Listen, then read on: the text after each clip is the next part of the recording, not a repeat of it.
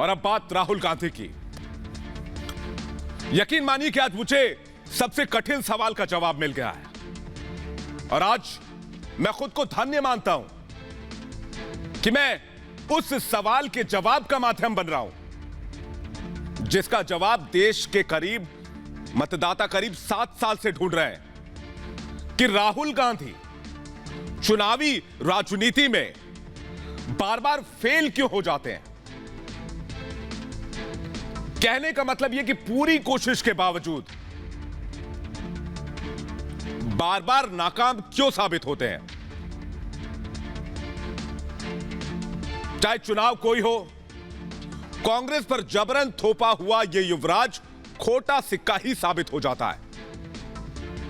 ऐसा क्यों होता है कि जिस राज्य में, जिस लोकसभा या विधानसभा सीट पर कांग्रेस की जीत की इतनी सी भी गुंजाइश होती है, वहां राहुल के दौरे के बाद पार्टी का पूरा खेल पलट जाता है।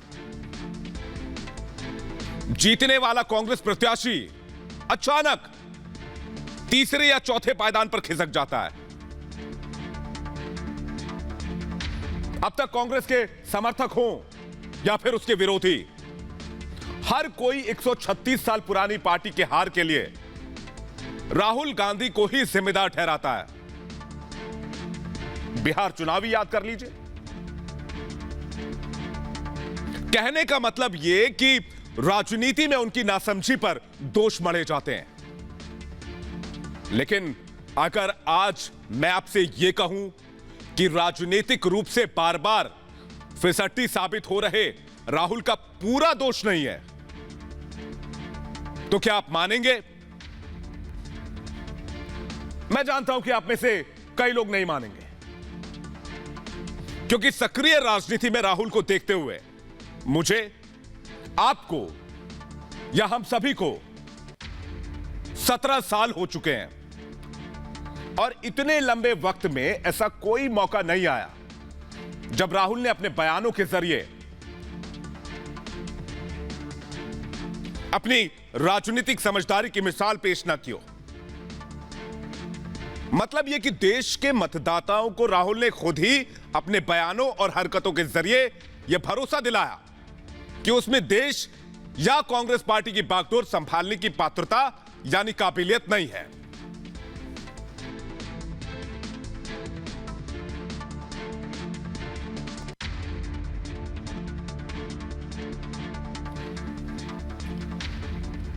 लेकिन मैं फिर से अगर यह कहूं कि यह आधा सच है, तो क्या आप इस बात को मानेंगे? इसलिए मैं अपनी बात रखने के लिए आज एक वीडियो आपके सामने लेकर आया हूं जो पुदुचेरी में कांग्रेस के राजनीतिक कार्यक्रम से जुड़ा हुआ है। कांग्रेस के इस कार्यक्रम में 3 किरदार हैं। पहले राहुल गांधी, दूसरे उनके ही पार्टी के वरिष्ठ नेता और पुदुचेरी के मुख्यमंत्री वी नारायणसामी, और तीसरे किरदार है एक बुजुर्ग महिला जो दिसंबर के महीने में आए एक चक्रवाती तूफान में राज्य सरकार की व्यवस्था से बेहद नाराज थी और इस कदर नाराज थी कि उन्होंने इस बात की भी फिक्र नहीं की कि वहां मुख्यमंत्री वी नारायणसामी मौजूद हैं। जनता के साथ राहुल के सीधे संवाद के दौरान जब उस महिला की बारी आई तो उसने नारायणसामी सरकार की बखिया उधेड़नी शुरू कर दी। माइक थामते हुए चक्रवात के दौरान राज्य सरकार की व्यवस्था की पोल खोलनी शुरू कर दी। लेकिन मलयालम भाषा की वजह से वो क्या कह रही थी, यह बात राहुल नहीं समझ पा रहे थे। इसी भाषा की बाधा को दूर करने के लिए पहले ही मुख्यमंत्री नारायणसामी ने माइक संभाल रखा था। कहने का मतलब यह कि राहुल की बात को वो मलयालम में ट्रांसलेट कर रहे थे ताकि उस कार्यक्रम में मौजूद वहां के लोग राहुल की बात को समझ पाए। वैसे ही स्थानीय लोगों को संदेश को वो इंग्लिश में ट्रांसलेट कर रहे थे कि राहुल भी लोगों की बात बेहतर तरीके से समझ सके। इसी दरमियान उस बुजुर्ग महिला ने एक नाराजगी भरे लहजे में राहुल गांधी से नारायणसामी सरकार की शिकायत शुरू कर दी, जिसकी वजह से मुख्यमंत्री नारायणसामी अचानक सख्ते में आ गए, क्योंकि उन्हें दूर दूर तक कोई इल्म नहीं था कि उनका यह सच यूं अचानक राहुल के सामने आ जाएगा। इसलिए जब महिला ने अपनी बात खत्म की तो राहुल नारायणसामी की तरफ घूमे ताकि वो ये बता सकें कि उस महिला ने मलयालम में आखिर क्या बोला, जिस पर मुख्यमंत्री नारायणसामी ने साफ साफ कांग्रेस के इस युवराज के सामने झूठ बोलना शुरू कर दिया। नारायणसामी ने झूठ बोला कि वो महिला चक्रवात से प्रभावित इलाकों में उनकी मौजूदगी, उनके सरकार की सक्रियता की तारीफ कर रही है। चक्रवात के दौरान उनकी सरकार की व्यवस्था की भी तारीफ हो रही है। नारायणसामी के झूठ पर राहुल ने आंख मूंदकर भरोसा कर लिया। उनके पास और चारा भी क्या था, वो मलयालम नहीं जानते थे, इसलिए नारायणसामी ने जो कहा उस पर यकीन करना पड़ा। लेकिन वो कोरा झूठ था। देखिए वीडियो। கடலோர பகுதி இப்படியே தான் இருக்குது. எங்களுக்கு யாரும் ஆதரவு கொடுக்க மாட்டார். அவரே இருக்காரு. எங்களை வந்து ஒரு காலமாவது புயலுக்கு வந்து பார்த்திருக்காரா? Hello, we look at sir, at that time during cyclone, sir, Nivar cyclone, I came and visited the area and gave relief to them. That she is referring. तालियां बज रही थी, लेकिन महिला तो शिकायत कर रही थी। इस वीडियो को देखने के बाद आप मान चुके होंगे कि राहुल को राजनीतिक विरोधियों की जरूरत ही नहीं, बल्कि उनके राजनीतिक भविष्य को पलीता लगाने के लिए उनके करीबी नेता ही काफी हैं। और अगर आपको माहौल एक बार फिर से देखना हो और यह देखना हो कि राहुल को झूठ की चाशनी में कैसे नहलाते हैं उनके करीबी नेता, तो इस वीडियो को एक बार फिर देखिए।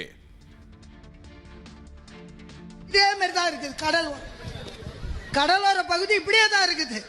எங்களுக்கு யாரும் ஆதரவு கொடுக்க மாட்டார். அவரே இருக்காரு. எங்களை வந்து ஒரு காலமாவது புயலுக்கு வந்து பார்த்திருக்காரா? Hello, we look at sir, at that time during cyclone, sir, Nivar cyclone, I came and visited the area and gave relief to them. That she is referring. लेकिन राहुल के साथ ये आज से नहीं हो रहा है, ये कई सालों से हो रहा है। जब वो कांग्रेस उपाध्यक्ष थे तब भी, जब वो पार्टी के अध्यक्ष थे तब भी। दरअसल यही तो होता रहा है राहुल के साथ। उनके आसपास के नेता ही उनको अंधेरे में रखते आए हैं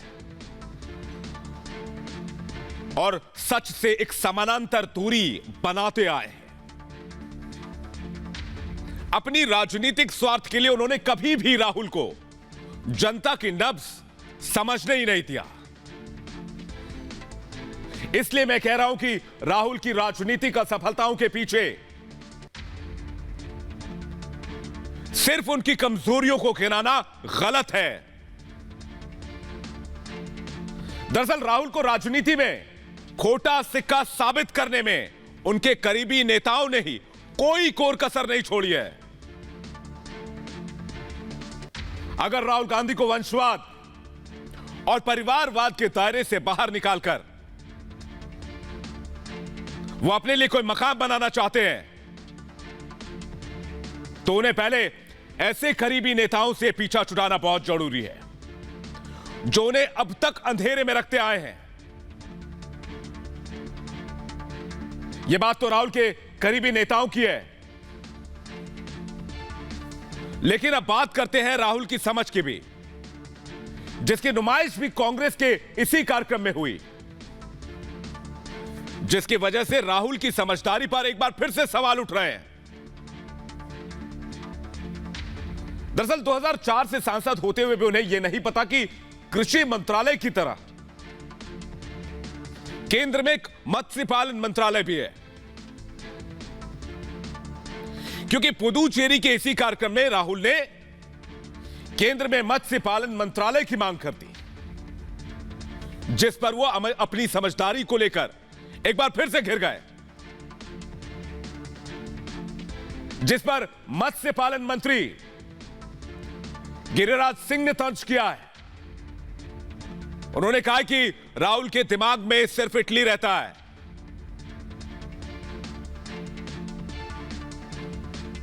मुझे राहुल जी से ससम्मान यही कहना है कि राहुल जी, आपको पता नहीं है, आप इटली से बाहर अपने को कभी निकाल के देखें। आप किसानों की बात करते, देश और दिशा की बात करते, पांडुचेरी में कर रहे हैं।